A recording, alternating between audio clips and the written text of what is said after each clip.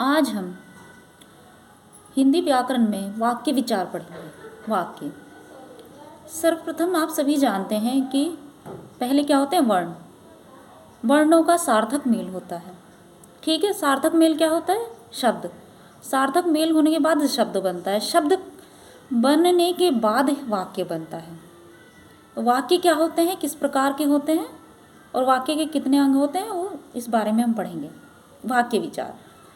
जो शब्द समूह सार्थक हैं, व्याकरणिक नियमानुसार व्यवस्थित हैं और अपना पूर्ण आशय स्पष्ट करने में समर्थ हैं, उसे वाक्य कहते हैं। कहने का तात्पर्य यह है कि शब्द समूह सार्थक है, सार्थक सही अर्थ है, व्याकरण के नियम के अनुसार, व्याकरण के नियम के हिसाब से व्यवस्थित है और अपना पूरा अर्थ बता रहा है, तो वह क्या कहलाता है? उस वाक्य कहलाता है। ठीक है। वाक्य के अंग। वाक्य के दो अंग होते हैं, उद्देश्य विधेय। क्या होते हैं? उद्देश्य और विधेय। देखिए, उद्देश्य क्या होता है? वाक्य में जिस व्यक्ति अथवा वस्तु के विषय में कुछ कहा जाए उसे उद्देश्य कहते हैं। वाक्य में जिस व्यक्ति के बारे में या वस्तु के विषय में कुछ कहा जाएगा, वस्तु या व्यक्ति के बारे में कुछ कहा जाएगा, वह उद्देश्य होता है। ठीक है। विधेय। वाक्य में उद्देश्य कर्ता के विषय में जो भी कहा जाए उसे विधेय कहते हैं।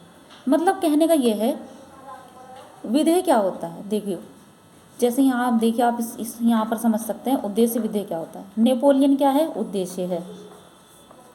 और विधेय क्या है? फ्रांस का बादशाह था, तो ये इसके विषय में ये बात कही गई है। ठीक है, यह बात इसके विषय में कही गई है, तो ये क्या हुआ? इसका विधेय हुआ, इसका विधेय हुआ। ठीक है, ऐसी ये बाकी सभी वाक्य हैं। इन उदाहरणों से वाक्य में उद्देश्य तथा विधेय पूर्णतः स्पष्ट है, आप देख सकते हैं। ठीक है, देखिए, उद्देश्य और विधेय के आधार पर वाक्य के निम्नलिखित अंग होते हैं। उद्देश्य और विधेय के आधार पर वाक्य के अंग कितने होते हैं? कर्ता और कर्म, अर्थात कर्ता की आवश्यकता भी होती है, कर्म की भी आवश्यकता होती है। ठीक है, ये अंग होते हैं किसके? उद्देश्य और विधेय के आधार पर वाक्य के अंग। कर्ता। वाक्य में काम करने वाले को कर्ता कहा जाता है। जैसे भी जो भी वो क्रिया, वाक्य में काम करने वाले को कर्ता कहा जाता है, अर्थात जो भी क्रिया को करता है वह कर्ता ही कहलाएगा, क्योंकि क्रिया किसके द्वारा होती है? कर्ता के द्वारा ही होती है। कोई भी हो, से क्रिया को करने वाला, चाहे कोई पक्षी हो, कोई व्यक्ति हो, तो वह क्रिया को करेगा, वह कर्ता ही कहलाएगा, क्रिया को करने वाला। और जो उसके द्वारा क्रिया होगी वह उसका कर्म होगा, उसका कार्य होगा। ठीक है। कर्ता का विस्तार। यदि कर्ता से पूर्व उसकी विशेषता बताने वाले शब्दों का प्रयोग किया जाए तो इसे कर्ता का विस्तार कहते हैं। मतलब यदि कर्ता से पूर्व, कर्ता से पहले उसकी विशेषता बताने वाले शब्दों का प्रयोग किया जाए कर्ता से पहले वाक्य में, जैसे मेरे भाई का मित्र रमेश अपने गांव जाता है। कहाँ जाता है? अपने गांव जाता है। इस वाक्य में रमेश कर्ता और मेरे भाई का मित्र कर्ता का विस्तार है। मेरे भाई का, ये क्या है? इस कर्ता का विस्तार है। मेरे भाई का मित्र क्या है? रमेश। कर्म। जिस पर क्रिया के व्यापार का फल पड़े उसे कर्म कहते हैं। क्रिया का व्यापार मतलब क्रिया का जो व्यापार होगा, क्रिया के द्वारा जो भी काम किया जाएगा वह उसका व्यापार कहलाता है। ठीक है, तो क्या है? क्रिया का फल पड़े उसे कर्म कहते हैं। जिस पर क्रिया के व्यापार का फल पड़े, क्रिया का जो व्यापार होगा और उसका फल जिस पर पड़ेगा वह कर्म कहलाएगा उसका। ठीक है, जैसे रोहित ने अंकिता को पढ़ाया। इस वाक्य में अंकिता कर्म है, अंकिता, रोहित क्या है? करता है। और रोहित के लिए क्रिया क्या है? पढ़ाना। पढ़ाना क्या है? क्रिया। और रोहित का कर्म क्या हो गया यहाँ पर? अंकिता, अंकिता को पढ़ा रहा है, तो यहाँ पर क्रिया का व्यापार क्या है? अंकिता। ठीक है, क्रिया तो ये है और क्रिया का व्यापार अंकिता है और ये यहाँ पर करता है। ठीक है। कर्म का विस्तार। यदि कर्म से पहले उसकी विशेषता बताने वाले शब्दों का प्रयोग हो तो उसे कर्म का विस्तार कहते हैं। जैसे दीपांशु ने प्रिया के छोटे भाई अमन को पढ़ाया। इस वाक्य में अमन कर्म और प्रिया के छोटे भाई कर्म का विस्तार है। ठीक है, किसका मतलब? इस वाक्य में अमन कर्म, ठीक है, और प्रिया का जो छोटा भाई है उसका विस्तार किया गया है। वाक्य के भेद रचना के आधार पर देखिए कितने होते हैं। वाक्य की संरचना के आधार पर उसे 3 वर्गों में विभक्त करते हैं।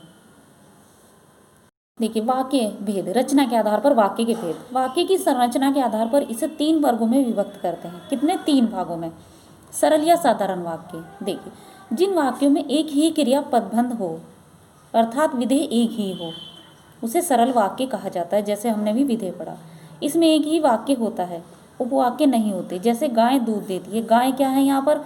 उद्देश्य, और दूध देती क्या है? विधेय। तो क्या हुआ यहाँ पर? एक ही विधेय। ठीक है, तो इसको क्या कहते हैं? सरल वाक्य, मतलब साधारण वाक्य भी कहा जाता है इसको। ठीक है। संयुक्त वाक्य, जिन वाक्यों में 2 या 2 से अधिक स्वतंत्र उपवाक्य हों और किसी समुच्चय बोधक या योजक द्वारा जुड़े हुए हों वे संयुक्त वाक्य कहलाते हैं। जैसे पिताजी बाहर से आए, पिताजी बाहर से आए और कुर्सी पर बैठ गए। क्या है? और योजक शब्द जुड़ा हुआ है ना, योजक जो 2 शब्दों को जोड़ता है उसे योजक कहते हैं। योजक चिन्ह भी होता है और योजक शब्द भी होता है। तो और क्या है? और योजक शब्द है। देखिए आए और बैठ गए, तो ये क्या है? संयुक्त वाक्य, मतलब 2 वाक्यों को जोड़ रहा है, संयुक्त है। संयुक्त का मतलब ही होता है जोड़ना। ठीक है। समयुक्त, यात्री बस में बैठे और बस चल पड़ी। देखिए जैसे यहाँ पर भी।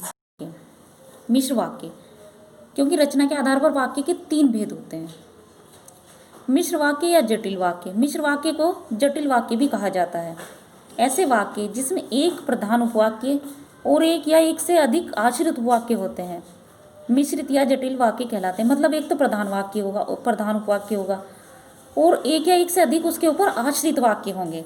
देखिए मैंने सफ़ेद हाथी देखा जो बहुत सुंदर था, ये प्रधान वाक्य है। कहाँ पर? हाथी तक, यहाँ तक ये प्रधान है, क्योंकि इसी के आधार पर दूसरा वाक्य जुड़ रहा है तो ये आश्रित है इसके ऊपर। क्या हुआ? तो यहाँ पर मिश्र वाक्य। इस तरह से मिश्र वाक्य की पहचान कर सकते हैं।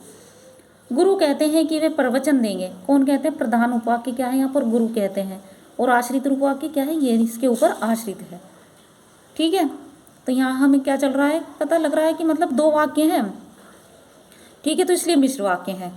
ठीक, अगर केवल एक ही वाक्य हो तो सरल वाक्य होता है, और उसमें 2 वाक्य जुड़े हुए तो संयुक्त वाक्य होता है। अगर उसमें योजक चिन्ह ना हो, कोई ऐसा योजक चिन्ह का प्रयोग ना हो, तो वहाँ पर मिश्र वाक्य होता है। ठीक है, मिश्र वाक्य या जटिल वाक्य।